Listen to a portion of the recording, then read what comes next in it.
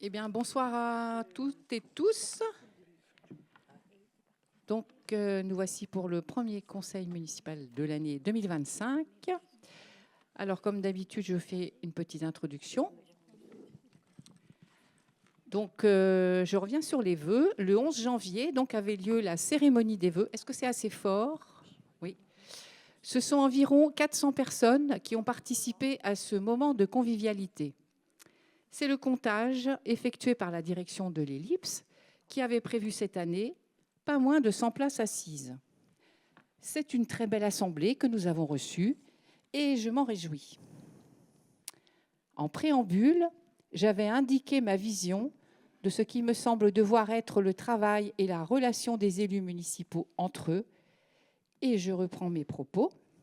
Ce lieu, je parlais de la commune, où l'on tente d'articuler les différences pour en faire une richesse, idéalement dans un ingrédient nécessaire à tout échange de qualité positif et constructif. J'avais également évoqué, et je reprends mes propos, les dérives de l'intelligence artificielle et des réseaux sociaux. Bingo! Dès le début de la semaine suivante, j'ai découvert que je faisais preuve à la fois d'une certaine naïveté, mais aussi d'une grande clairvoyance, en découvrant sur une page Facebook des écrits mensongers et des commentaires déplacés concernant cette matinée des vœux. Je retiens que ceux qui s'imaginent, par la grâce de M. Zuckerberg, le nouvel allié de Donald Trump, faire ainsi florès, sont en train de s'égarer en s'illustrant de cette manière. Ce n'est en tout cas pas mon fonds de commerce. Je poursuis. Là, c'est l'actualité d'aujourd'hui. Donc, nous avons eu une première réunion de travail avec les professionnels d'Artelia et de Cohu pour le projet de Pontarlier. Elles invitent les riverains à venir s'exprimer afin de finaliser la partie avant-projet mercredi 5 février de 9h30 à 12h30 et de 14h à 17h30 dans le hall de l'Ellipse. Bien sûr, nous utiliserons nos supports de communication pour l'annoncer. Donc, j'en profite aujourd'hui puisque c'est du tout frais. Alors, je voulais aussi évoquer ce qui s'est passé au manoir de Kerno, qui a été ravagé par un incendie le 12 janvier dernier, détruisant la toiture et la charpente. Près de 80 pompiers ont été mobilisés pour maîtriser les flammes et aucune victime n'est à déplorer. Donc nous nous associons aux élus du département, propriétaires de ce site remarquable, ainsi qu'aux élus de la commune de Mélac, à qui nous exprimons tout notre soutien. C'est un monument datant du XVe siècle, édifice remarquable, classé au titre des monuments historiques. Un appel aux dons a été lancé par la Fondation du patrimoine pour financer la restauration du bâtiment. Donc la Fondation du patrimoine qui nous a épaulés et soutenu financièrement lors de l'effondrement de la digue à Brignot, est d'un très grand secours dans de telles situations. Donc nous pourrons, j'ai ajouté ça, nous pourrons peut-être proposer une aide financière pour le prochain conseil municipal par solidarité territoriale, on en reparlera.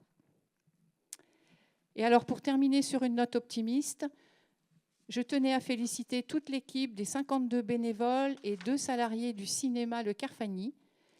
Ils travaillent toute l'année à nous offrir une grande variété de films et courts-métrages avec le soutien financier de la commune et de l'intercommunalité. Alors, l'association des gars de Saint-Philibert a communiqué son bilan 2024 qui indique que ce sont 59 029 spectateurs qui ont poussé la porte du cinéma l'année dernière, dont 11 860 scolaires. Bravo! C'est un taux de remplissage supérieur au niveau national qui en fait le premier cinéma mono-écran du Grand Ouest. Voilà pour l'introduction. Alors, j'ouvre le conseil, le quorum est atteint. Donc, je vais procéder à l'appel. Jackie Abélard, Béatrice Andrieux, Véronique Bach, Laurent Bellec, Louise Bourlon-Tréguier a donné pouvoir à Christelle Fénéon. Benjamin Brunet a donné pouvoir à Franck Chanvril. Franck Chanvril. Présent. Christine Cipollina, Patrick Desfossés, Sylvie Fauglas, Christelle Fénéon, Marie-Louise Grisel, présente, José Guigourez, Philippe Guivarch, Gwenaëlle Herouette, Dominique Ignerski a donné pouvoir à Isabelle Moigne, Tom Irlande a donné pouvoir à Yannick Moello, Annick Lecor, Delphine Madic a donné pouvoir à Christine Cipollina, Dominique Malcoste, Yannick Moello, Isabelle Moigne, Brigitte Offrette, Jean Raison a donné pouvoir à Gwenaëlle Herouette, Alain Richet a donné pouvoir à Sylvie Fauglas, Maryse Riwal, Christophe Rivalin a donné pouvoir à M. Guivarch Philippe, Yann Sombré, Jean-Claude Titeka, présent. Alors, notre secrétaire de séance, il nous en faut une ou je dis secrétaire, un homme ou une femme, qui se propose. Merci. Christelle Fénéon se propose pour être secrétaire de séance. Alors, je vais donc lire l'ordre du jour. Alors, le premier point, c'est l'approbation du procès-verbal de la séance du 4 décembre 2024. Ensuite, nous avons la motion du conseil municipal relative à la protection des élus locaux dans l'exercice de leurs fonctions. Le point suivant, c'est le compte-rendu de Madame la maire au conseil municipal des décisions prises en vertu de la délégation d'attribution consentie par délibération en date du 16 juillet 2020. Ensuite, nous passons aux finances, avec la solidarité avec la population de Mayotte, avec une attribution de subvention. Ensuite, l'Agence France Locale, une garantie d'emprunt 2025. Toujours dans les finances, une demande de subvention au titre de la dotation d'équipement des territoires ruraux, DETR, pour l'opération de réhabilitation de l'ellipse.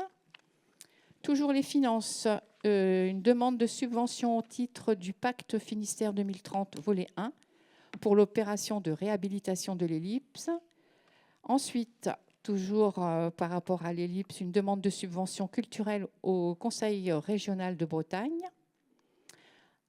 Ensuite, toujours en finance, les tarifications des droits de place liés au food truck par AOT. Toujours avec les finances, le coût de la location de la salle de réunion de la Maison du Marin du Bellon. Ensuite, on passe aux ressources humaines avec le rapport social unique, le RSU 2023. Et toujours les ressources humaines, la charte de prévention et gestion des risques alcool, tabac et stupéfiants. Ensuite, en foncier, l'acquisition des parcelles cadastrées, je ne les cite pas, on les citera tout à l'heure, et intégration au domaine public. Ensuite, il y a toujours en foncier la cession d'une parcelle cadastrée D1 632. En voirie, la dénomination des voies du lotissement rue de Quimperlé. Ensuite, l'aménagement et cadre de vie, rétrocession et intégration au domaine privé de la commune de la voirie du lotissement de Kervasiou. Ensuite, on passe aux affaires communautaires.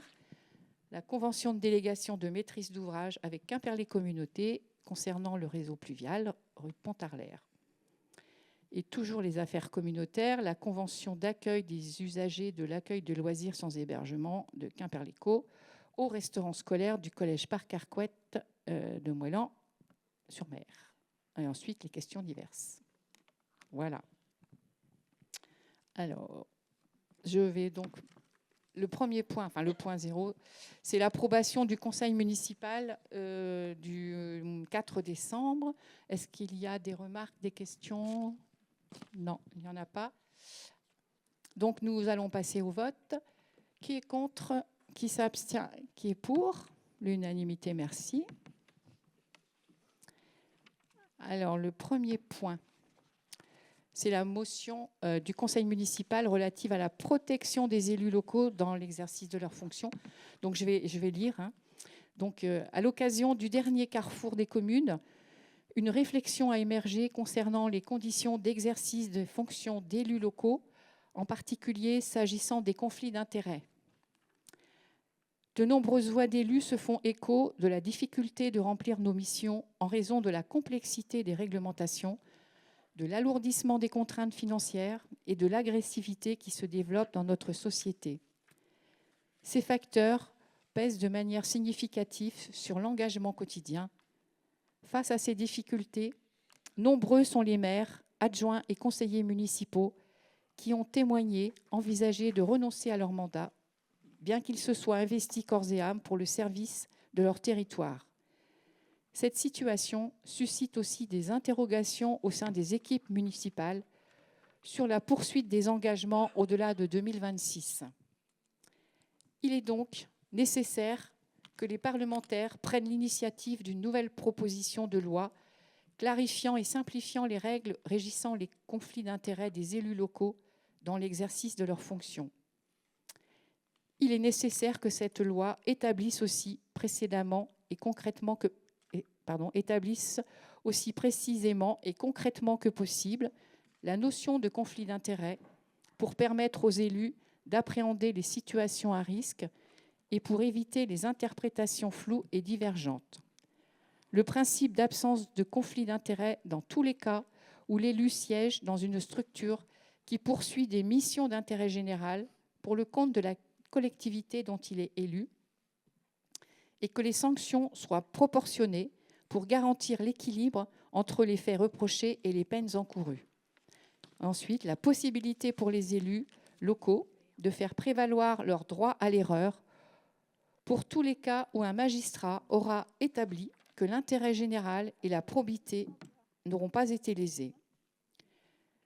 Considérant que les élus locaux constituent un maillon essentiel de l'action publique et qu'ils doivent être protégés dans l'exercice de leurs fonctions, considérant que la législation de 2013 sur les conflits d'intérêts et son interprétation fluctuante par la jurisprudence font peser un climat d'incertitude qui entrave l'exercice serein de nos mandats dès lors que des élus peuvent être condamnés pour des raisons de pure forme, sans rechercher si l'intérêt général ou le devoir de probité ont été lésés.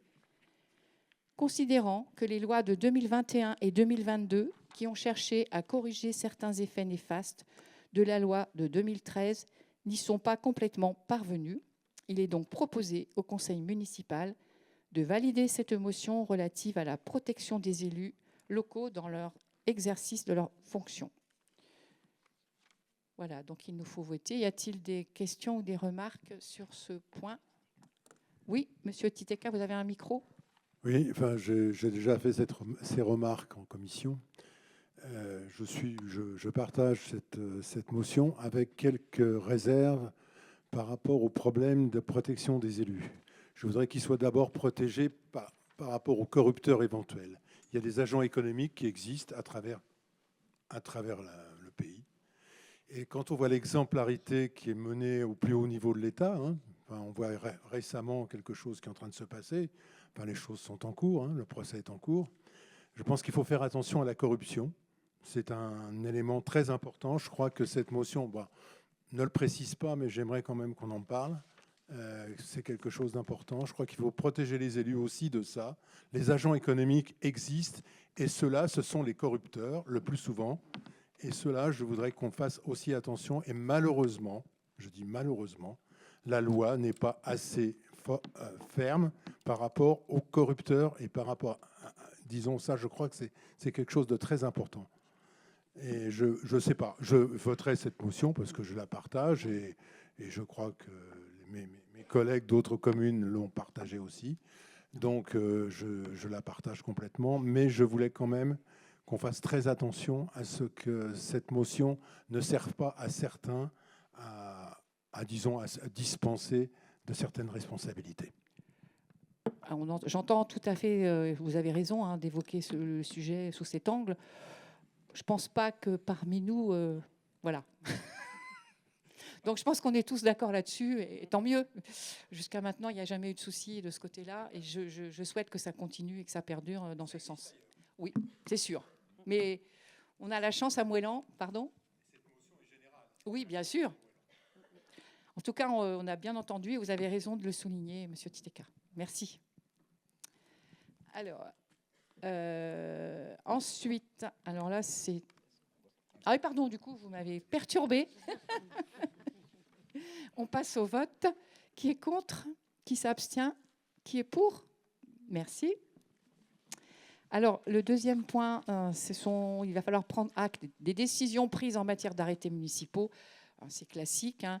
Il y a un arrêté de fongibilité de crédit en date de 18 décembre portant virement de crédit de chapitre à chapitre. Voilà, c'est vraiment très technique. Pour la décision modificative budgétaire numéro 8, considérant le besoin d'ajuster l'opération médiathèque au sein de la section d'investissement pour 11 000 €. Ensuite, il y a un autre arrêté de fongibilité de crédit en date du 24 décembre 2024 portant virement de crédit de chapitre à chapitre pour la décision modificative budgétaire numéro 9, considérant le besoin d'ajuster l'opération mairie, tranche 2, au sein de la section d'investissement pour 5 000 €. Et l'arrêté, le troisième, c'est en date du 6 janvier 2025, portant continuité de la tarification municipale pour le périscolaire du 1er janvier 2024 jusqu'au 30 août 2025. Donc, il est proposé, là on prend juste acte, on n'a pas à voter là-dessus, c'est du courant, hein. Alors, le point suivant, c'est sur les finances, la solidarité avec la population de Mayotte. On l'avait déjà évoqué quand le cyclone Chido a dévasté l'île de Mayotte. Donc, on avait décidé de lui attribuer une subvention. Donc, suite au drame humain et aux dégâts matériels que cette catastrophe d'une ampleur exceptionnelle engendre, la commune de Mouellan tient à apporter son soutien et sa solidarité à la population de Mayotte. Donc, il est proposé au conseil municipal que la commune contribue à soutenir les victimes du cyclone Chido à Mayotte dans la mesure de ses capacités, donc avec un don de 1 000 € à la protection civile. Donc, il est proposé au conseil municipal de procéder à l'attribution de cette subvention. Voilà. Y a-t-il des commentaires? Non. Tout le monde est d'accord. Donc, on passe au vote. Qui est contre? Qui s'abstient? Qui est pour? Merci pour eux. Ensuite, alors là, nous passons toujours dans les finances avec l'agence locale, France Locale, la garantie d'emprunt. C'est Franck Chanvril qui va le présenter. Bonsoir à toutes et tous. Effectivement, je présente ce bordereau qui concerne la garantie d'emprunt agence France Locale. Je pourrais être très long, je vais essayer d'être plutôt concis parce qu'on est sur un bordereau qu'on aura à délibérer tous les ans. Je rappelle qu'en janvier l'année dernière, nous avons pris la décision d'adhérer à l'agence France Locale en tant que telle. Nous sommes donc actionnaires de l'agence France Locale. L'agence France Locale, en quelques mots, et pour resituer les éléments qu'on avait discutés il y a à peu près un an maintenant, nous sommes sur une agence qui s'est constituée en 2013, au sortir de la précédente crise financière de 2008 à 2012, où, je le rappelle, en 2012, il n'était pas exclu que des collectivités ne puissent même plus avoir accès au crédit bancaire, ce qui aurait quand même quelque peu compliqué la bonne marche en avant de nos prérogatives. Voilà, donc on a fait le choix d'adhérer à cette agence France Locale, et je le rappelle aussi par opportunisme, parce que j'ai eu l'occasion de le vérifier par des retours sur expérience d'autres collectivités. C'est une agence qui propose des taux avantageux pour les collectivités et souvent mieux placés que le secteur bancaire traditionnel. Donc c'est aussi pour nous, peut-être demain, l'assurance d'avoir des conditions de prêt avantageuses, sachant que de toute façon, le principe même de l'agence France Locale, c'est qu'ils sont mis en consultation, en concurrence avec des acteurs bancaires traditionnels lorsque la collectivité doit envisager un recours à l'emprunt. Donc tout se fait en toute transparence et nous ne mettons absolument pas tous nos œufs dans le même panier pour être très, très précis sur le sujet. Voilà. Donc maintenant, cette délibération, elle est très technique et donc les collectivités ont l'obligation de renouveler chaque année le principe d'une reconduction d'une garantie. Alors, en quelques rappels utiles, il me semble, trois grands principes qui prévalent en la circonstance. Pourquoi on accorde une garantie? Le principe des garanties est induit par notre rôle d'actionnaire et non pas par notre rôle d'emprunteur. C'est important. Nous sommes des actionnaires, donc nous devons, en cas de difficulté financière de l'agence France Locale, dans laquelle nous avons un rôle d'actionnaire, nous devons assurer le garantie de fonctionner de cette agence. S'il n'y avait pas ces garanties des actionnaires, donc de l'ensemble des collectivités qui sont actionnaires de l'Agence France Locale, eh bien, il est quasi certain que l'agence ne pourrait pas obtenir des levées de fonds sur les marchés obligataires, puisque la spécificité de cette agence, c'est qu'elle emprunte essentiellement sur le marché obligataire, et surtout pas à des conditions intéressantes. Donc voilà le fondement même de cette garantie. Rappelez que la garantie n'est pas donnée en tant que telle à l'Agence France Locale, mais aux créanciers de l'Agence France Locale. Pour faire simple, derrière l'Agence France Locale, il y a, et pour se financer sur le marché obligataire, eh bien, il y a aussi des investisseurs privés qui souscrivent les obligations émises par l'agence. Et le dernier point que je souhaite rappeler, la garantie ne sert pas à pallier l'éventuelle défaillance ou retard de paiement d'une des collectivités actionnaires, mais bel et bien à garantir les modalités d'emprunt sur le marché obligataire pour l'agence. Voilà, je suis un peu sorti du bordereau, mais c'est aussi l'occasion, le conseil municipal, de rappeler ces grands fondements. Par ailleurs, donc, il s'agit d'autoriser Madame la maire ou son représentant pour 2025 à signer le document annexé à la délibération prévoyant la reconduction des engagements de garantie pris par la commune de Moëlan-sur-Mer. J'ai oublié un point, nous n'avons pas d'encours actuellement auprès de l'Agence France Locale. J'avais dit concis, mais je suis concis. Comme nous n'avons pas d'encours, nous ne pouvons absolument pas, tant qu'on n'a pas d'encours de dette avec cette agence, de toute façon, combien même il y aurait lieu de faire jouer une garantie, nous avons un encours à zéro, donc nous ne sommes pas concernés pour 2025 en tant que tel. Voilà. Merci Franck. Y a-t-il des questions? Oui, Monsieur Titeka. Il faut lever la main, Monsieur Titeka. Est-ce qu'on a une idée du nombre de collectivités locales qui adhèrent à ça? Je ne l'ai plus en tête. Je l'avais présenté l'an dernier. Je suis navré. Alors, en tout cas, ça a été assez exponentiel. Ça a commencé très timidement en 2014-2015 et essentiellement par des régions, des départements, on va dire des grosses collectivités. Il y a un ticket d'entrée il faut acheter des parts. Et donc, la plupart des communes et intercommunalités ont été, dans un premier temps, plutôt très méfiantes. Merci. Donc, j'ai quelqu'un qui a fait tout simplement une connexion Internet qui marche, ce qui n'est pas mon cas. 1045 collectivités. Voilà. Et ce qu'on a vu, c'est que ça a été vraiment une évolution en flèche depuis ces 2-3 dernières années où on voit maintenant que des collectivités de taille intermédiaire ou des communes de notre taille, voire plus petites, se lancent maintenant dans cette aventure. Tout le monde a regardé un petit peu du coin de l'œil cette opération un peu novatrice, avec une forme de complexité.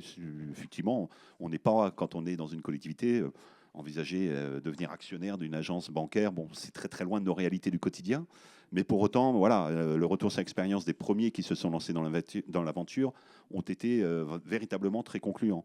Je crois que j'avais essayé d'évoquer le cas l'année dernière de la ville de Rennes, qui, dès la première année de son adhésion, avait mobilisé la totalité de ses emprunts auprès de l'agence. Voilà. Pour être très clair, elle peut être bien placée à certains moments de l'année, elle peut être moins bien placée que ses concurrents à certains moments de l'année. Donc c'est pour ça que je dis aussi qu'il est important de garder les possibilités de recourir aussi aux acteurs bancaires traditionnels. Et aujourd'hui, c'est le troisième prêteur en termes d'importance d'encours de dette. C'est le troisième prêteur aux collectivités, l'Agence France Locale. Voilà. Merci pour la question. Pas d'autres questions ou remarques? Non. Alors, on passe au vote. Qui est contre? Qui s'abstient? Qui vote pour? À l'unanimité. Merci. Alors, c'est toujours Franck qui va présenter une demande de subvention pour l'opération de réhabilitation de l'ellipse. Oui.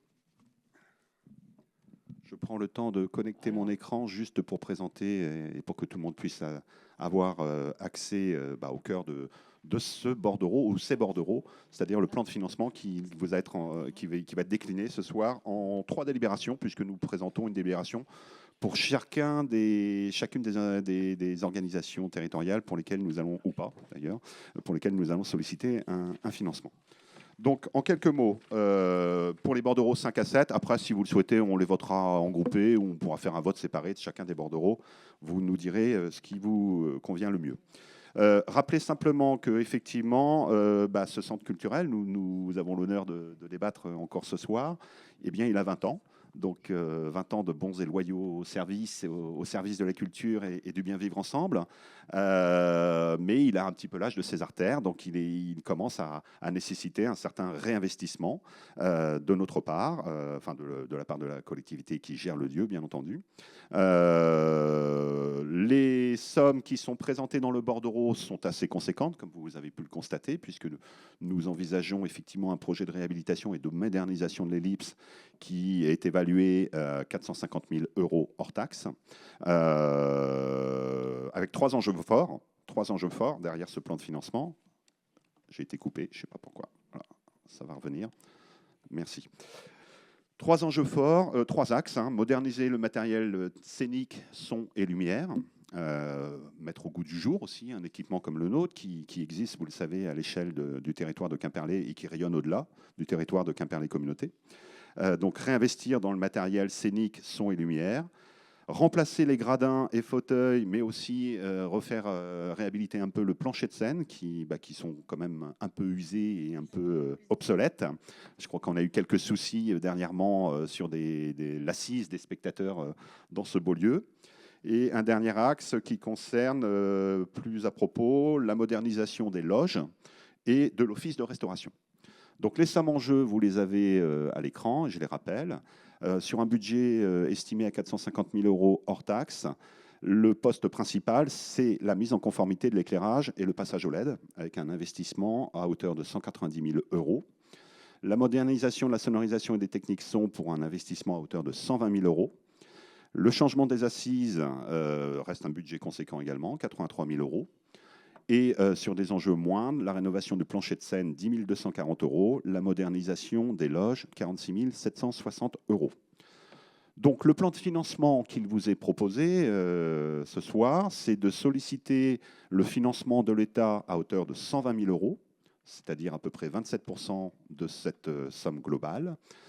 C'est au titre de la dotation équipement territoires ruraux que nous solliciterons ce financement. La région Bretagne, à hauteur de 90 000 €, à peu près 20 % de cette opération. Et également le département du Finistère, sur l'axe 1 du pacte Finistère 2030, à hauteur de 75 000 €, 17 % du plan de financement. Soit un reste à charge pour la commune qui est évalué à peu près à 165 000 €. Pour terminer la présentation de ce bordereau, les sommes sont effectivement assez conséquentes. Je rappellerai simplement que pour près de la moitié, les dépenses concernent le passage au LED et que sur le passage au LED, nous le savons, aujourd'hui, nous n'avons plus la possibilité de nous approvisionner de toute façon, quoi qu'il en soit, en éclairage plus traditionnel ou plus conventionnel. Tout simplement parce que depuis 2018, il y a des directives européennes qui imposent aux particuliers de passer au LED. Et s'il y a eu des exemptions pour les équipements culturels, notamment, eh bien, il n'en demeure pas moins que sur le marché, on ne trouve plus en approvisionnement, tout simplement. Alors, investir dans le LED, c'est effectivement des sommes assez conséquentes. C'est 3 à 4 fois le budget d'un renouvellement à l'identique des systèmes d'éclairage, mais on est aussi sur des durées de vie qui sont sans commune mesure. Voilà.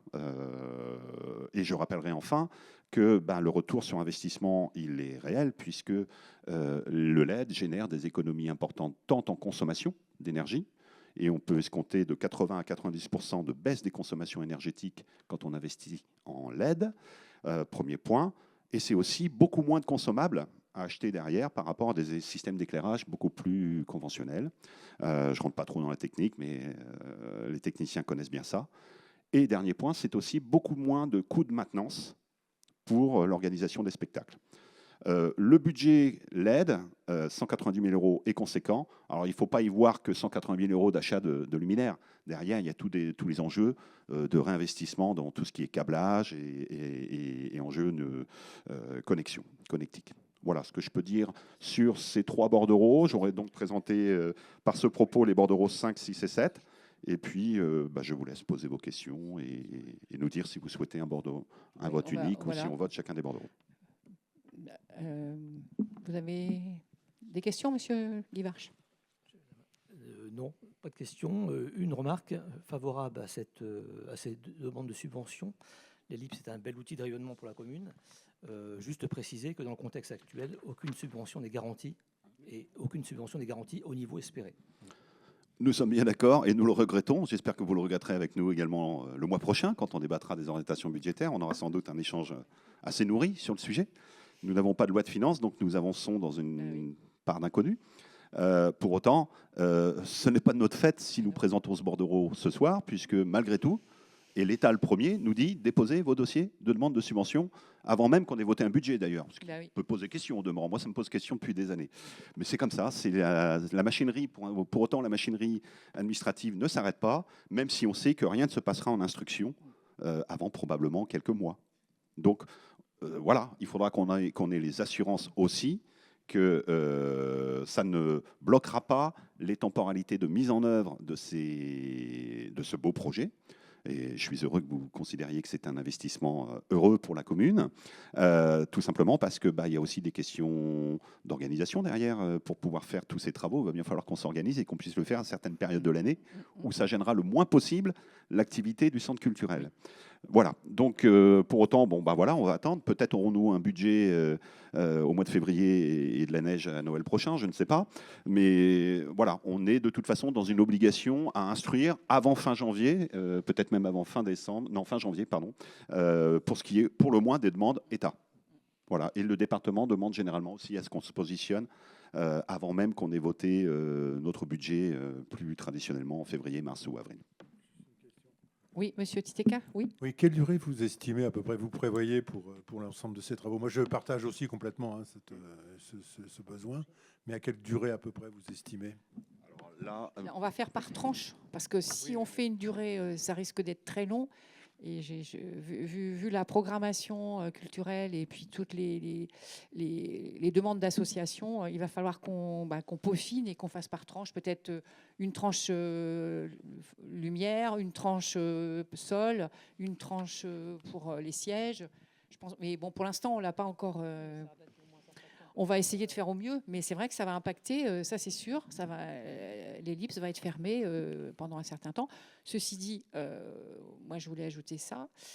Quand on voit les activités qui sont en augmentation et sur l'ellipse, un petit peu de respiration, ça sera aussi pas mal parce que vraiment, je pense qu'on est obligé, quand vous pensez que maintenant on est obligé de faire du tirage au sort pour les demandes de salles, ça devient compliqué là.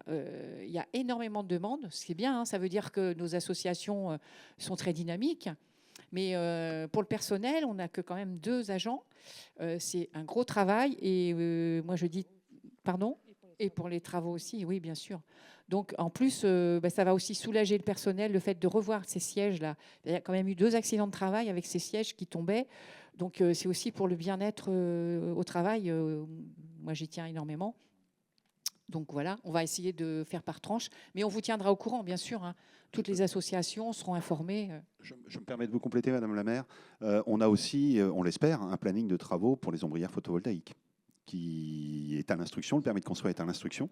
Donc on ne désespère pas qu'on ait une réponse très rapidement maintenant sur le permis de construire et qu'on aura aussi cette contrainte-là en termes de stationnement qu'il faudra qu'on intègre. Pour autant, il faut savoir geler un peu et reporter certaines programmations et savoir faire un peu l'impasse peut-être sur quelques mois sur la programmation pour aller vers du beaucoup mieux aussi à terme, quoi. Voilà.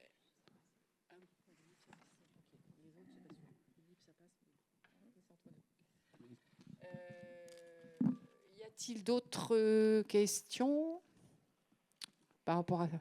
Non, il n'y a pas. Eh bien, écoutez, on va donc passer au vote pour. Alors, la question, oui, si, il y a une question. Est-ce qu'on passe les 3 bordereaux ensemble? Non, oui, non. Groupés, c'est ça.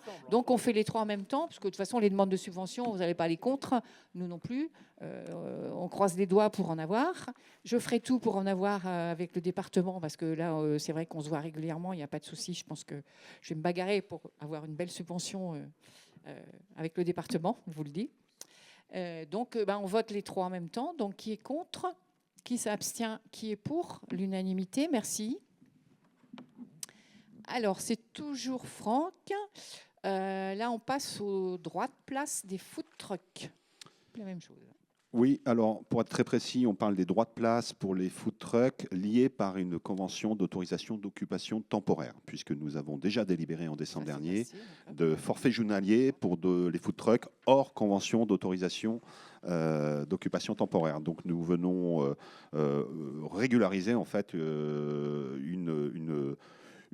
comment dirais-je, des tarifs qui étaient jusqu'à maintenant conclus au cas par cas et convention par convention, et que voilà, nous venons étoffer les propositions tarifaires. C'est donc des tarifs qu'on retrouvera désormais tous les ans et qu'on aura la possibilité de débattre tous les ans au mois de décembre. Les tarifs qui sont envisagés pour les commerçants liés par une d'occupation temporaire, pour un food truck, bar, tapas, on sera sur un coût de 26 centimes d'euros mètre carré jour. Et pour un food truck, bar, restauration, nous serons sur un tarif de 51 centimes par mètre carré et par jour.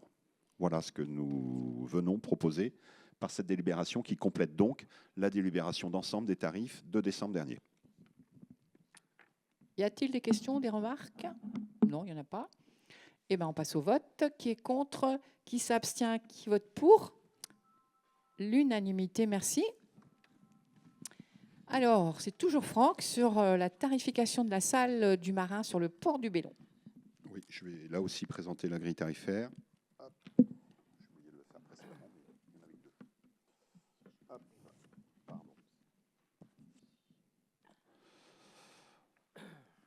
Voilà. Donc sur les tarifs que nous proposons également, j'ai perdu ma page, excusez-moi, le temps de la retrouver. Donc ce sont des tarifs qui, pour partie, existaient, mais dans le bordereau des tarifs port de plaisance. Je ne l'ai pas retrouvé effectivement dans la délit d'ensemble que nous proposions en décembre. Donc il s'agit de compléter ces tarifs qui concernent donc la maison et la salle de réunion, située à la Maison du Marin. Les tarifs qui sont proposés donc, sont classés par catégorie. Pour des exposants, pour des expositions, un forfait week-end qui est proposé à hauteur de 35 €, un forfait semaine proposé à hauteur de 95 €. Il est vrai qu'il y a souvent en période estivale notamment quelques expositions dans cette Maison du Marin à l'étage. Pour les associations locales, en soirée à partir de 18 h ou demi-journée, 35 €. Pour la journée, 55 €. Pour le forfait week-end, 95 €. Et enfin, pour tout ce qui concerne les partenaires extérieurs et particuliers, le temps de retrouver mon ascenseur pour descendre un petit peu. En soirée jusqu'à 1 h du matin ou demi-journée, avec un E que nous enlèverons du bordereau pour la demi-journée, nous serons sur 105 €. La journée, 185 €, le week-end, 300 €. Et comme nous l'avons mis en œuvre pour les locations de salles que nous proposons également à l'Ellipse, vous le savez, depuis 2 ans, nous avons complété les bordereaux tarifaires également de caution, puisqu'il s'agit aussi de sensibiliser et de responsabiliser les utilisateurs de nos lieux municipaux. Donc pour la salle de réunion de la Maison du Marin, les cautions proposées s'établissent à 300 € pour la salle, à 150 € s'il y a lieu de faire intervenir une prestation de ménage après coup, et à 150 € pour le petit matériel. Voilà les nouveaux tarifs complétés qui vous sont proposés ce soir et qui seront, j'imagine aussi, délibérés désormais au mois de décembre tous les ans. C'est ça même. Merci Franck. Est-ce que vous avez des questions par rapport à la Maison du Marin? Non. Eh bien, nous allons passer au vote. Qui est contre? Qui s'abstient? Qui est pour? L'unanimité, merci. Alors là, nous allons passer aux ressources humaines. Donc, c'est moi qui vais présenter. Donc, vous dire en préambule que les deux points que je vais évoquer ont été validés à l'unanimité en CST et ils ont été présentés aussi en commission. Donc, on a d'abord le rapport social unique, le RSU 2023, parce qu'il y a toujours un an d'écart. Vous avez pris connaissance des résultats sur la commune. Je ne vais pas vous passer les tableaux parce que c'est un peu long. Juste vous rappeler que nous étions au 31 décembre 2023 à 103 agents, 67 fonctionnaires, 7 contractuels permanents, 29 contractuels non permanents, ce qui montre une augmentation d'effectifs, mais sans charge supplémentaire, car il y a eu un gros travail qui a été fait sur la réorganisation de certains postes. Donc là, je remercie les services parce qu'ils ont bien travaillé, Élodie, la RH et enfin, tous les autres cadres. Et en plus, la charge de personnel a baissé depuis 2021, il faut quand même l'annoncer. Vous dire, la moyenne d'âge est de 49 ans. Alors, auparavant, elle était de 50 ans, on gagne 1 an. Bon, c'est peu, on va dire. Alors, la référence dans le privé, à votre avis, eh ben, elle est de 41 ans. Voilà. Ils sont plus jeunes. La répartition par genre reste stable. Nous avons 54% de femmes et 46% d'hommes. Le nombre d'accidents de travail est aussi en baisse. En fait, en CST, on a bien travaillé avec la référente prévention pour améliorer les conditions de travail. Et je vous évoque aussi le nombre de jours de formation suivis qui a largement augmenté. Et pour moi, c'est un bon signal. Cela montre que le personnel s'investit. Et j'ajoute que cela non plus, les formations n'ont pas augmenté la charge salariale. Ça veut dire qu'on a fait un super travail au niveau RH. Voilà, je peux le dire. Il faut se faire plaisir de temps en temps. Ouais. Alors, y a-t-il des questions sur, ou des remarques sur ce RSU 2023 qui est obligatoire tous les ans? On est obligé de le faire. Monsieur Guivarch. Oui, deux observations. La première, vous avez dit que les charges de personnel par rapport aux dépenses de fonctionnement étaient en baisse. C'est vrai. Mais ce titre, il ne faut pas le prendre comme ça. En fin de compte, les dépenses de fonctionnement ont beaucoup augmenté. Et quand on fait un ratio, si on augmente le dénominateur sans changer trop le numérateur, forcément le taux baisse. Et c'est le cas. Dans le cas qui nous intéresse, les charges de fonctionnement ont quand même augmenté parce qu'elles sont passées de 3,39 à 3,42. Je voulais juste le signaler. C'est une opération mathématique. Et puis, je note quand même les bons signes en ce qui concerne les accidents de travail et puis l'absentéisme, qui sont bien en baisse. Je ne ferai qu'encourager les services et donc les responsables dans ce sens.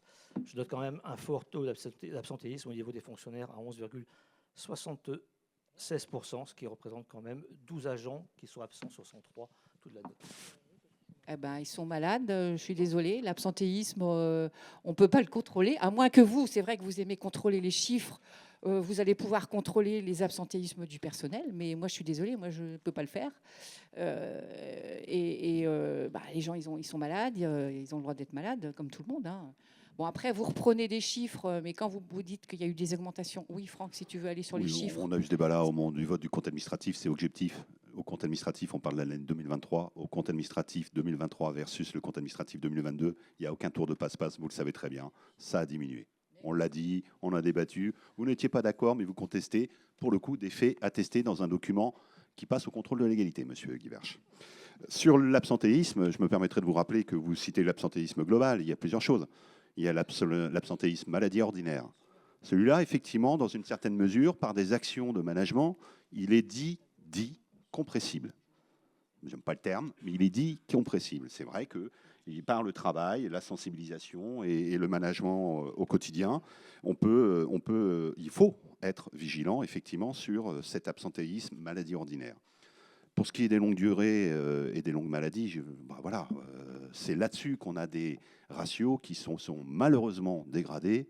Et là, ni vous, ni nous, ni qui que ce soit ne peut malheureusement lutter contre le fléau de la maladie, quoi. Oui, et puis la moyenne d'âge, comme je disais tout à l'heure, 49 ans de moyenne d'âge. Il y a des gens qui s'épuisent au travail aussi. Hein. Et c'est vrai qu'on a mis en place, c'est pour ça que je l'ai dit et je le redis à chaque fois, des actions de prévention qui n'existaient pas avant. On a vraiment travaillé là-dessus. En CST, moi, j'incite les représentants du personnel, je les incite à chaque fois, et je trouve qu'ils font un sacré travail. Ils vont dans les équipes, ils vont voir le personnel, ils demandent les problématiques, les souhaits par rapport aux conditions de travail, et ça porte ses fruits. Je peux vous assurer que j'ai connu des CST où ça ne se passait pas comme ça, et je le redis, vous pouvez demander au personnel, je pense qu'ils sont assez satisfaits de la façon dont on travaille sur les ressources humaines. Et ça, j'y tiens énormément, et je pense... Demandez au personnel. Vous pouvez venir les voir et leur demander. Vous êtes élus comme moi, donc vous pouvez aller les voir, hein, sans problème. Voilà. Je ne conteste pas, les gens ont le droit d'être malades. On a quand même le droit de faire observer que le taux, il est assez élevé, Et on vient de 11,76. vous expliquer pourquoi. Et après, on peut essayer de trouver des remèdes On vient de sur la vous qualité de vie, sur l'adhésion au projet. Le taux d'absentéisme maladie ordinaire, je referai aussi l'explication de texte, 2,68%. D'accord? Voilà. Donc le reste, ce que vous évoquez, ce sont des situations de maladie graves pour des agents qui sont malheureusement touchés par la maladie. Donc l'absentéisme ordinaire, moi j'ai les chiffres sous les yeux sur 3 ans, il était de 4,65 en 2021, 6,63 en 2022, 2,68 en 2023. Voilà. Et ça, pour connaître un petit peu des problématiques d'absentéisme dans d'autres collectivités, c'est très bien, c'est très conforme comme taux d'absentéisme. Et juste ajouter, là, nous avons des épidémies de grippe. Le personnel aura et certains ont eu la grippe. Bah, évidemment, on n'y peut rien, c'est comme ça. Hein. C'est la vie. Hein. Il y a des épidémies. Bah oui, il y en a de plus en plus des épidémies. Il y a eu le Covid. Maintenant, il y a des épidémies de grippe très, très violentes où le personnel, enfin, où les gens qui attrapent la grippe, ce sont des grippes très, très violentes qui demandent au moins 8 jours d'arrêt. Et c'est pas des arrêts de complaisance. Hein. Vous savez très bien que les médecins ne font plus d'arrêt de complaisance. Alors, je continue, à moins que vous ayez... Non, il faut qu'on vote. Est-ce qu'il y a d'autres questions sur les problématiques de personnel, de maladie, de... Je sais pas ce qu'on veut. Non ? On prend acte, oui, c'est vrai. Alors, le deuxième point en RH, c'est la charte de prévention et gestion des risques. Hein.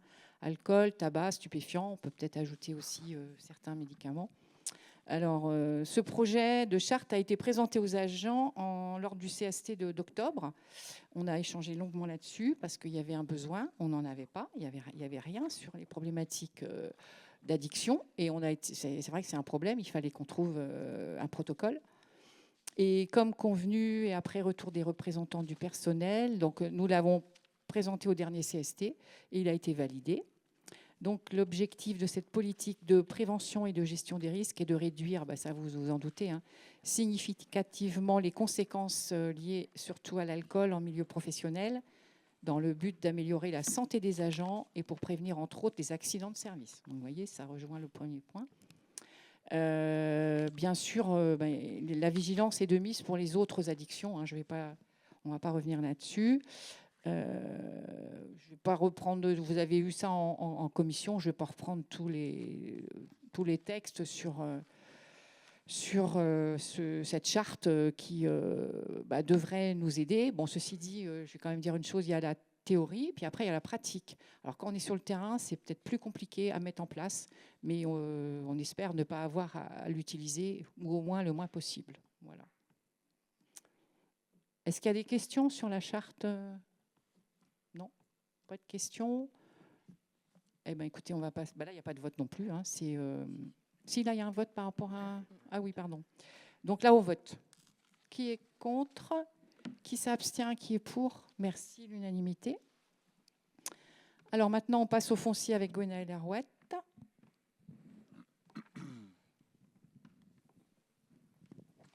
Bonsoir à tous. Alors, donc en ce qui concerne le foncier, on est sur une première délibération de régularisation de parcelles qui étaient restées dans le domaine privé avec des propriétaires qui sont utilisés par la collectivité. Donc, c'est notamment les parcelles cadastrées ZR 257, 278 et 279. Elles sont situées à Caire-Brésilique, au Carpon. Donc, ces parcelles, il y en a une, il s'agit d'un trottoir. La deuxième, c'est un transformateur. Et la troisième, c'est un arrêt de bus. Enfin, c'est une parcelle d'arrêt de bus. Donc, les propriétaires proposent de céder à la commune à titre gracieux ces parcelles. Et donc, nous avons à nous exprimer sur le fait d'intégrer ça au domaine privé communal. Des questions, des remarques? Bon, écoutez, on passe au vote. Qui est contre? Qui s'abstient? Qui est pour? L'unanimité? Merci. Alors, on est toujours sur le foncier avec Gwenaëlle Arouette, une cession alors partielle. je vais Tu vas le passer. ouais, je vais ouais, la ok. montrer quand même. Alors, nous sommes cette fois-ci sur la cession d'une parcelle communale à Quercelles, à un apiculteur qui souhaite mettre ses ruches près de la ria du Bellon. Donc, nous allons pouvoir avoir du miel du Bellon. Alors, donc, c'est la parcelle qui est en rouge à cet endroit-là, le long des rives du Bellon. Donc, le port du Bellon est ici, c'est un petit peu au-dessus du port. Et donc, c'est une parcelle naturelle, donc que l'on propose de céder à cet apiculteur. Au tarif classique de 1 € du mètre carré pour ce type de parcelle, soit 817 €, avec des frais les différents frais qui sont à la charge de l'acquéreur. Voilà. Pas de questions sur cette parcelle? Bon, ça serait bien qu'on ait du miel du Bellon, hein, parce que le miel de moëlan, moi, j'en mange, et il est très bon, le miel de moëlan. Donc, miel du Bellon. Oui, vas-y, Franck. Je profite du bordereau pour juste annoncer qu'on essaye de monter prochainement une réunion d'information et de sensibilisation sur la lutte contre le frelon asiatique. Voilà, puisqu'on parle des apiculteurs. C'est un sujet sur lequel, malheureusement, on n'a pas forcément coché toutes nos cases depuis le début du mandat, mais on commence à avoir quelques belles propositions de vigie citoyenne. Et voilà, donc je ne peux pas donner la date, mais il est prévu qu'on ait une information courant du mois de février pour être très proactif dès cette année et reprendre un peu ce sujet à bras-le-corps.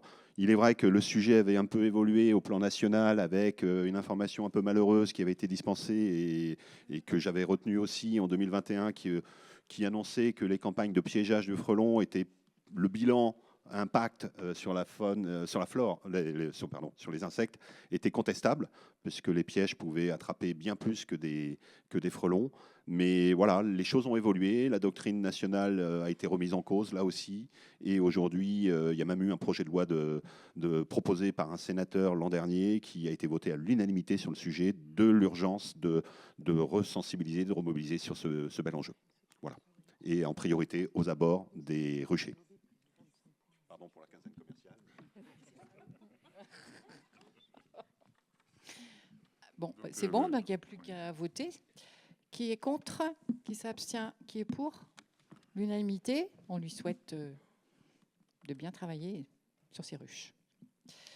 Ensuite, c'est toujours Gwenaëlle Arouette sur la dénomination des voies dans le cadre de la construction du lotissement de Quimperlé, qui comprend 10 lots bien situés en entrée d'agglomération. Enfin, c'est moi qui le rajoute. Voilà, donc là, je vais vous montrer la parcelle. En fait, ce sont les 10 lots qui sont juste en entrée de ville. Hein.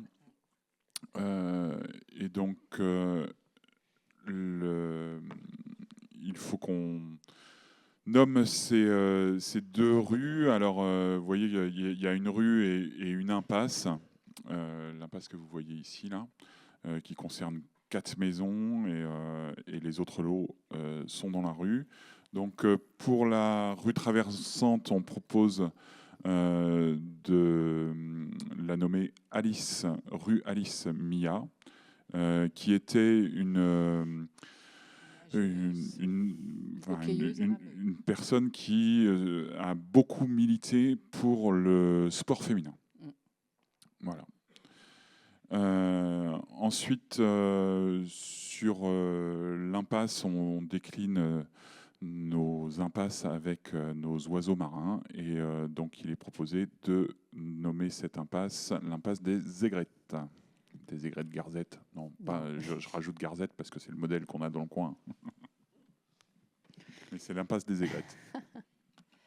Oui, ajouter que Alice Mia, elle s'est vraiment battue, comme tu l'as dit, pour la reconnaissance du sport féminin au niveau international, En fait, c'était une nageuse, hockeyeuse et rameuse. Je pense que vous avez regardé.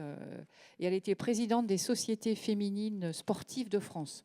Donc, c'est tout un symbole. Et aussi, en fait, ça clôture bien notre année olympique. Et puis aussi, le fait qu'on ait eu notre label Ville active et sportive. Tout ça va dans le bon sens, n'est-ce pas, monsieur l'adjoint au sport? Et l'impasse des aigrettes, monsieur Guivarch, nous avons suivi votre proposition. Donc, voilà. Donc, on vote. Y a-t-il des questions là-dessus? Non. Eh bien, qui vote contre? Qui s'abstient? Qui vote pour? L'unanimité, merci. Alors, le point 15, c'est toujours Gwen, la rétrocession de la voirie du lotissement de Kervasiou. Voilà, donc là, c'est la fin des différentes délibérations à ce sujet-là. Donc, il est proposé d'intégrer la voirie qui est en bon état de conservation et donc de l'intégrer au domaine privé communal. Je ne pense pas qu'il y ait de questions là-dessus, ça a été vu en commission. Qui est contre? Qui s'abstient? Qui est pour? L'unanimité, merci. Alors là, on va passer aux affaires communautaires et c'est Laurent Bellec qui va nous évoquer le réseau pluvial. Oui, bonsoir. Dans le cadre des travaux de la rue de Pontarlier, il est nécessaire de remettre en état le réseau d'eau pluviale urbaine. Isabelle. Et il est demandé donc à l'Assemblée de délibérer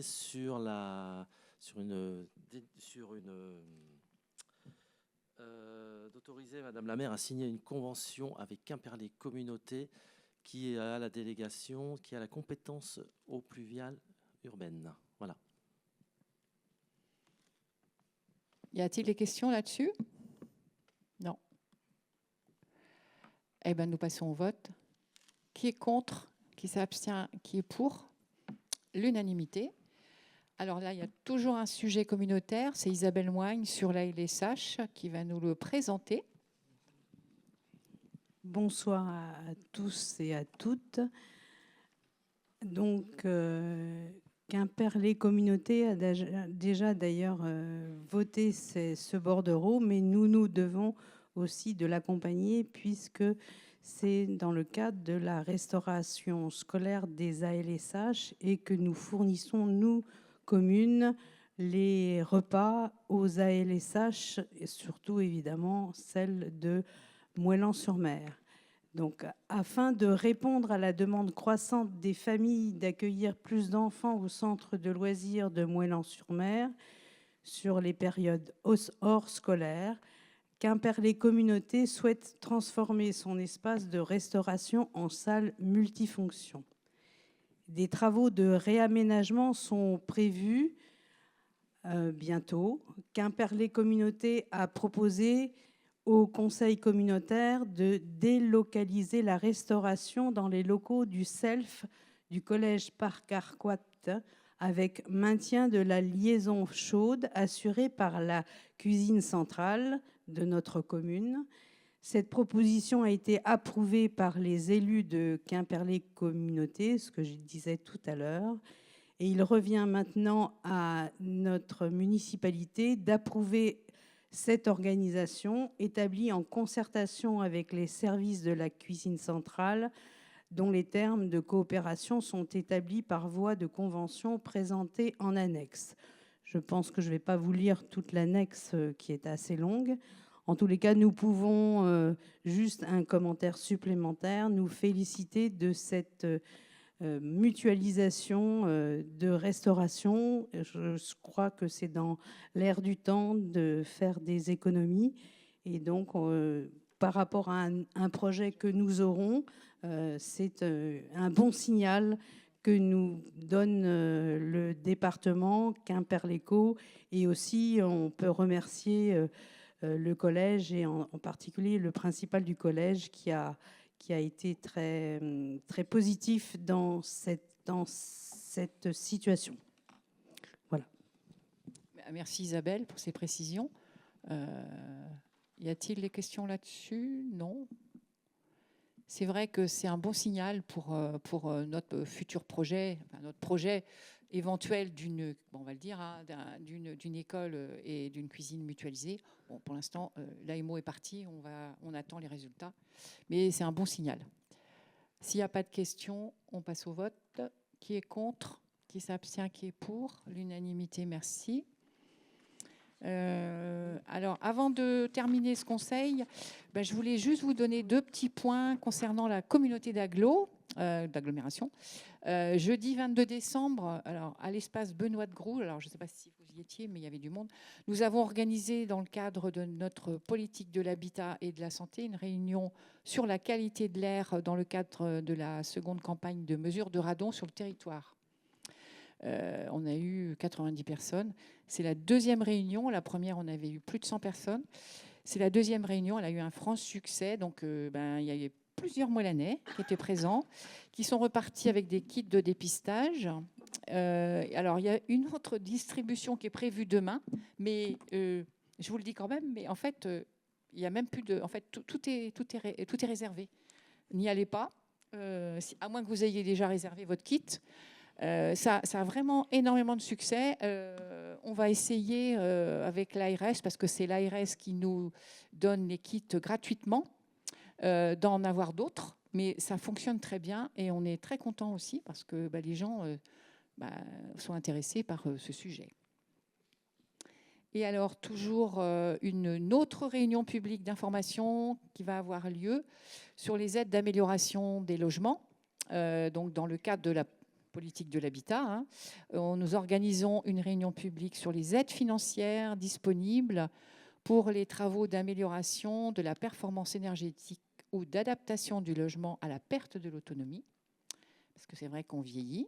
Et donc, c'est le jeudi 6 février 2025 à 19h, toujours au sein de l'espace Benoît de Groux à Quimperlé, salle Hélé. Donc, cela va concerner les propriétaires occupants du pays de Quimperlé. Et je rappelle que la communauté d'agglo poursuit ses aides financières là-dessus. Donc, voilà, c'est juste de petits messages que je voulais vous faire passer. Eh bien, écoutez, nous allons passer aux questions diverses. Alors, la première question, c'est M. Guivarch qui a dû l'envoyer. Si. Bonsoir à toutes et à tous. Rentrée scolaire 2025. La carte scolaire 2025-2026 est en pleine élaboration. La baisse démographique avec moins de 3000 élèves dans l'Académie de Rennes va une nouvelle fois peser. Plusieurs scénarios sont possibles, mais celui qui est actuellement étudié prévoit la suppression de 17 postes dans le Finistère, donc de nouvelles fermetures de classes. Avez-vous des informations concernant nos écoles? Par ailleurs, le nombre de locuteurs bretons est en baisse vertigineuse en 2024, la moitié moins par rapport à 2018. Comment se passe l'enseignement du breton dans nos classes bilingues et au collège? Merci. Alors, c'est Isabelle Moigne qui va répondre à cette question.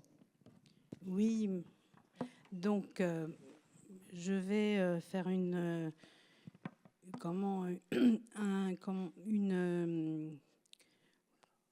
des chiffres, en fait, ça va être pas mal de chiffres. Donc, pour l'école du Bourg, à la rentrée scolaire 2024-2025, les effectifs étaient de 166 élèves répartis en 7 classes, dont effectivement 31 CM2. L'inspectrice de circonscription a demandé à la directrice les perspectives des effectifs pour la rentrée prochaine. En concertation avec moi et Madame la maire, elle a fait parvenir à l'inspection un courrier pour le maintien des 7 classes actuelles. Conjointement, nous appuyons cette demande et confirmons notamment que 22 logements seront livrés à Prat-Berne avant la fin juillet, entre autres. Et aussi, comme disait Madame la maire, des logements la rue de Quimperlé. Pour l'école de Kergrouez, il n'y a aucune inquiétude à avoir actuellement. 131 élèves sont inscrits. Et notamment, il y a eu 5 inscriptions, enfin 5, pas inscriptions, mais élèves à venir en janvier.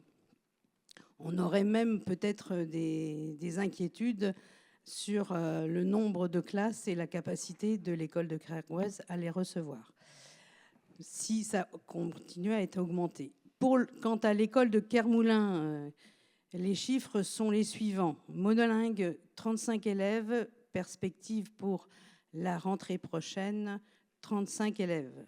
Pour la filière bilingue, 50 actuellement, en prévision 55 pour la rentrée prochaine.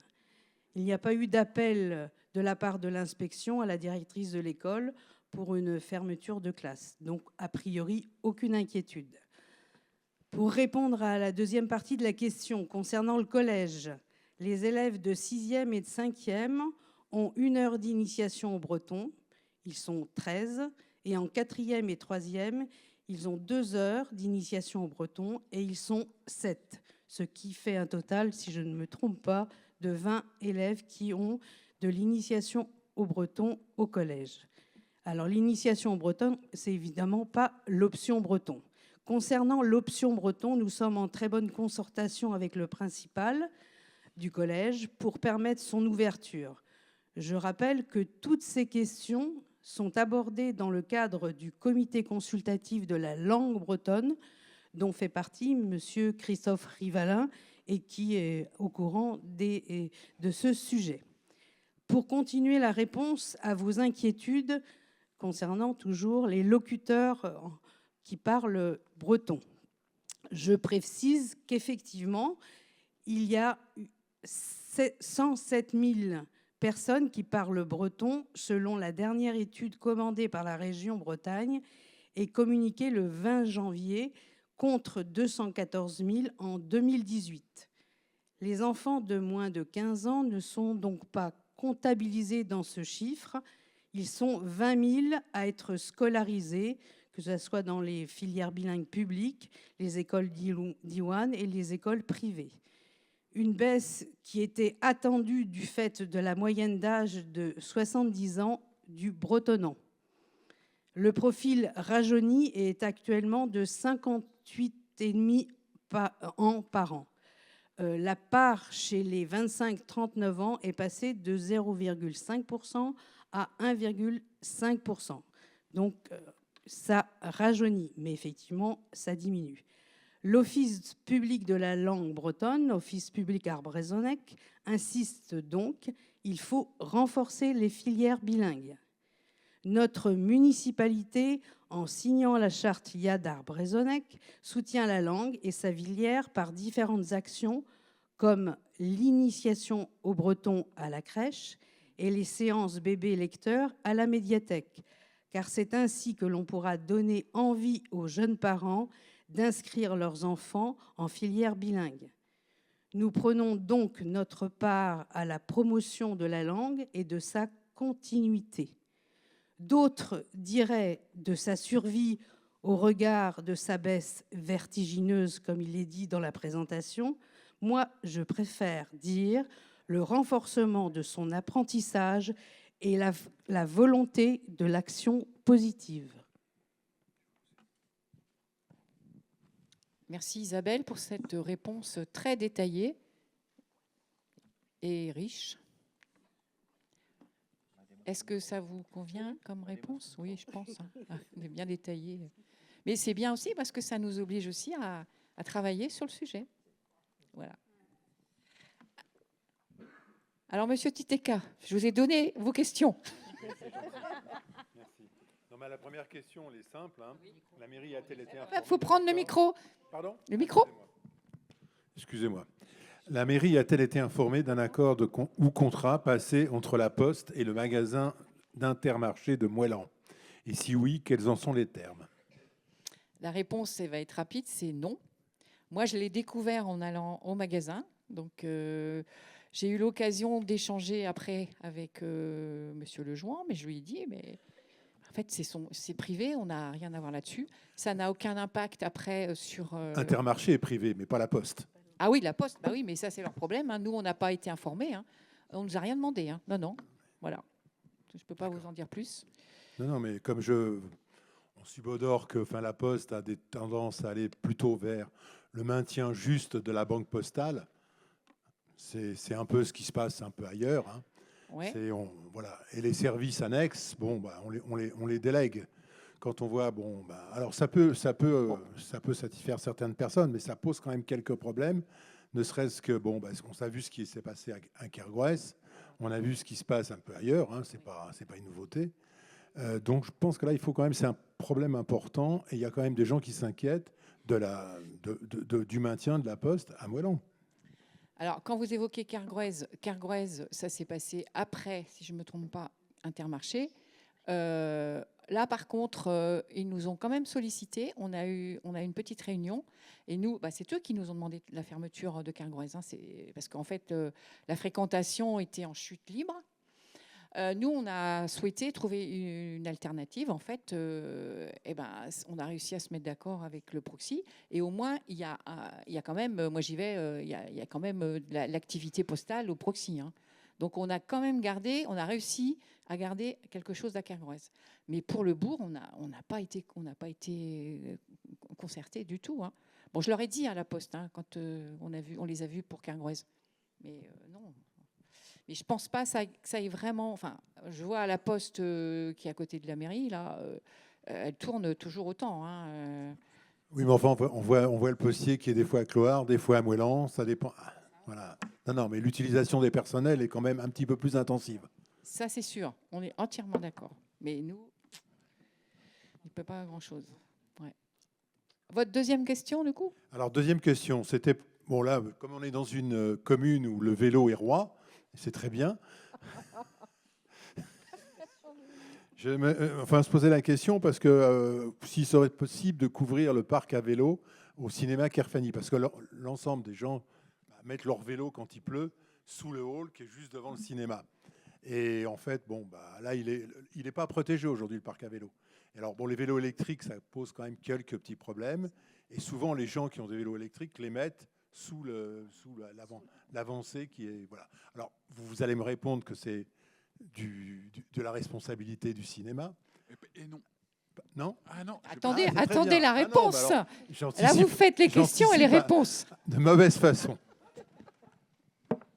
Donc, pour le coup, ça fait partie des choses qui sont effectivement à étudier. Parce que le parc à vélo du cinéma est insuffisant. Il est obsolète. Mais par contre, pour faire un parc à vélo couvert à cet endroit-là qui satisfasse les exigences de l'architecte des bâtiments de France, il y a un petit peu de boulot. Voilà. Donc effectivement, oui, c'est pertinent. Oui, il faut qu'on travaille là-dessus. Ça va nous demander un peu de travail. Ouais. Ouais, je reviendrai en commission infrastructure avec des propositions parce que il y a quelques qui peut-être globalement avec la question que je vous avais posée en commission. Non, mais là pour le coup, on est sur du domaine public, donc dès l'instant où on est sur du domaine public, ça peut être étudié. Donc la troisième question, c'était juste une interrogation parce qu'il y a une réunion publique à Quimperlé en ce moment, à 18h, en même moment que le conseil municipal, et c'est sur le problème des mobilités. Et nous avons des problèmes de mobilité à Moëlan. En particulier, les gens qui ne trouvent plus de spécialistes. Hein, je pense qu'il y a des problèmes de mobilité, il faudra y revenir, je pense, un jour ou l'autre. Alors, je sais qu'il y a des gens, il y a des associations qui s'occupent du transport des gens, mais je pense qu'à terme, il va falloir revenir sur ce sujet. Parce que ça devient de plus en plus important. Les spécialistes se raréfient ou disparaissent. Hein. Donc il y a un vrai problème. Il faut aller là plus souvent à Lorient. Et des gens ont des problèmes pour aller. Le parking étant payant pour les consultations, je rappelle. Hein, quand on n'est pas opéré, c'est payant en consultation. Je pense qu'il faudra revenir sur ce sujet des mobilités. Et c'est dommage qu'on n'ait pas pu aller là-bas à l'Interco, quoi. Vous pouviez envoyer quelqu'un de votre groupe et puis qu'il vous fasse un retour. Voilà, c'est pas. Mais nous, par exemple, on ne pouvait pas y aller, c'est sûr. Le problème, c'est qu'il y a tellement, vous voyez, moi je vous ai évoqué encore d'autres réunions. C'est vrai qu'à Quimper-les-Communautés, c'est vrai que ça bouge énormément. Il y a énormément de choses qui se passent pour la population.